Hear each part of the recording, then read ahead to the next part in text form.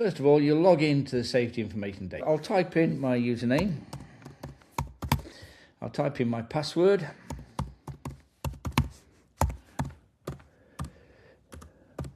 This is the switchboard. Now in the switchboard, you have an equipment profile. You can search for safety information, or you can do an advanced search. You can create a list and then save it as a profile. I've created Gary Wright. I've added his details in now. His containers, his details, serial numbers, data manufacturer and everything. It's all in here. This is his profile. I then save that. His profile is then in the system. I've only got to do this once per customer. You see here, you can select a profile. Now, let me select Gary Wainwright. Now, you can see here straight away, there are 33 safety notices on his particular set of equipment. Total of 36. However, what we've got is we've got duplications in this database. So, for example, if the manufacturers publish the safety notices, but then your association, like the KNVVL, has published the safety notices, it's duplicated. Right? So what you can do is say hide the duplications and search again. This takes it down to 21 safety notices. Right? Now, as you can see, the BPA one comes up first here, but then you've got manufacturers. Manufacturers always the primary ones that come up first when you hide duplications. This one, you see, the BPA means that there's not a manufacturer's safety notice, or the association of want you to do something slightly different. So out of these 21 safety notices, you've now got to view each one to make sure that your equipment you're working on is free from safety notices. So basically, now you've got a list of 21 safety notices. You can browse down here and you can view each one because everyone's in the database. You can see that the product, the battery life higher than expected. It's information that was published BPA, right? The date it was published, and the country and the language in English, etc. So you've got a list of information you want here. Now you can click on each one of these, but generally I can read this now and I know what that is. So all I've got to do is tick it, say I've read it, that safety notice is not a problem for this rig. Throwaway mod on student rigs. Well, I'm not working on a student rig, so I can put not applicable in this little box here. Skyhook tuck tab. Okay. Now, the country that issued it was the manufacturer in South Africa, so I could view that, and then if I'm happy that this rig is not affected, I put a tick in there. Now, as you can see across the top here, you've got a tick saying it's certified safe. You've got information for a user, so if I put I in here, then I'm going to tell the user this is information you should know about. If it's not relevant, then I can put in NA. So those are the codes I use down this box here. Right, so you can go down here and you look at everyone. If there's one you don't remember and you want to look it up, then have a good view. For example, let's look at semi-stowless bags. Now, let me view on that safety notice. Right, so obviously, Aerodyne published the safety notice. The reason behind it, it's a mandatory upgrade, and you can see about semi-stowless bags. So all the information is here in the safety notice itself. Right, what you've got to do, how you've got to do it, and you've got all the information. If you go back to the database, it continues all the way down to the 22. Once you've viewed every single one, you can actually go to print results. Right. Print results, you get the print printed out, and you can then fill this in and give it to your customer. So those two is if you want to keep all your customers in the database, and you can just search it anytime you wish. You've only got to do this once. You never have to do it a second time. However, if you don't want to use those two, you can do the advanced search. Advanced search is more detailed. You've got loads of ways of searching things. You can search by a manufacturer. You can search by a product. You can search by a date. If you know the safety notice number, you can type it in. You can search by a subject, AEDs, accessories.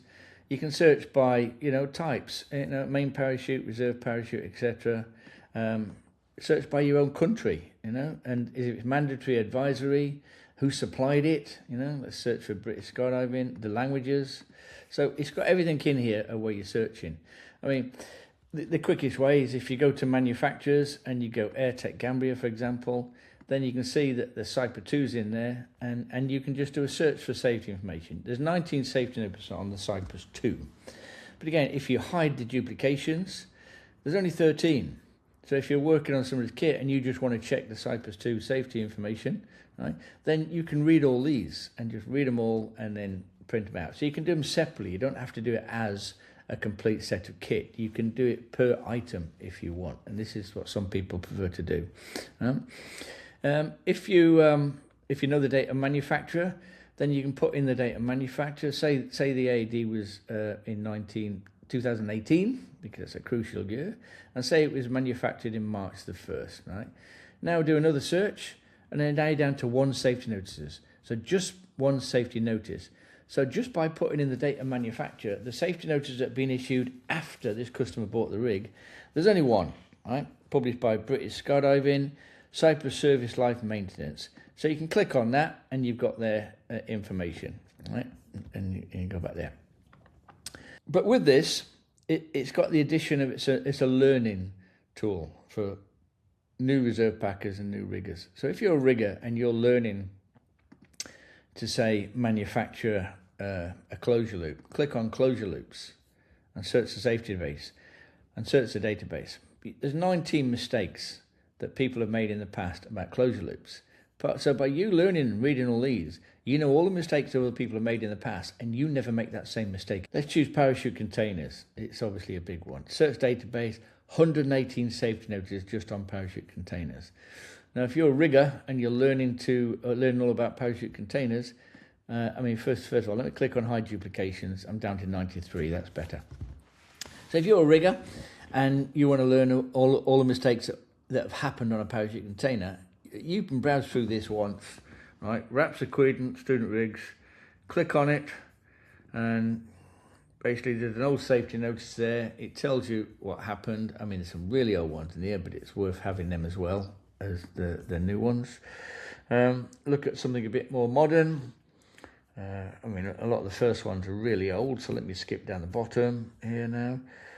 Atom axis material coating. So you can go to this safety notice, and you can see that the safety notice has been published, and it's all about material and the damage that's being occurred around the material. It's usually on red. Red's been a problem in the industry. So if you look at release cable trimming, right, it tells you information about the cutting of the trimming from this manufacturer.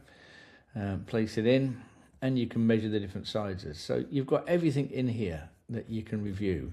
And once you've done it once, now you've got that education that you should have as a reserve packer and rigger. So using the subject section is really going to teach you a lot about all the things that have gone wrong in the past, to make sure you know what to inspect for, and if you're ever manufacturing those items, you don't make the same mistake. It's as simple as that. So you can see I've select risers. There's 24 safety notices here. I can scroll down, and let's look at one of these safety notices, for example. Let's go for velocity, right? Velocity put out a safety notice here. Main riser, locking loop wear. So again, you can read their safety notices. It shows you, a good example. It shows you some wear and tear and where it's wearing. And it shows you the damage that's occurring here, for example. Look at that. That's obviously slapped. Obviously a lot of damage there. So it's showing the damage that could occur on a 3-ring system, right? So this safety notices is very good in a way that this is what you've got to inspect for on a daily basis to make sure the equipment is safe. So let me select British Parachute Association, search safety information. Now, the BPA, I know it's British Skydiving now, but when I built this database, it was called BPA. They've issued 331 safety notices, right? And they're going back a long, long time. And so when you want to look through all these, there's a copy. Every single one is in here to view, by the way, right? Tandem instructional procedures. It could be just general information. So if you want to learn about tandem instructional procedures, it's a safety notice they put out. There you go. It's harness work. Click on the safety notices, harness removal components and harness work. Read what they've said on that. So basically, you are learning. This is a learning tool. You get all the background knowledge that I, as an examiner, have developed over the years. You get it very quickly just by doing a couple of hours of research. So, as you can see here now, I've printed out this form, and what you've got here now is obviously you've got my details on for a new company I've set up now, because we're teaching rigging professionally full-time, not just part-time like we've done in the past. But there's a space here for you to print this out on your headed paper, and you've got all your details on. You give this to your customer, put my name in, sign it, advanced rigger number, and then I filled in the spaces down here. So the battery life higher than expected, I put an I. I means it's information for the user. So when the user picks it up, I'll just make sure he knows about that information. Right? It's a throwaway rig on student rigs. It's not a student rig, so I've put NA. Right? However, the Skyhook tuck flap is relevant to his equipment, and I've checked it, and his equipment is safe for use, so I put a tick. So basically, I filled in all the gaps and give this to the customer.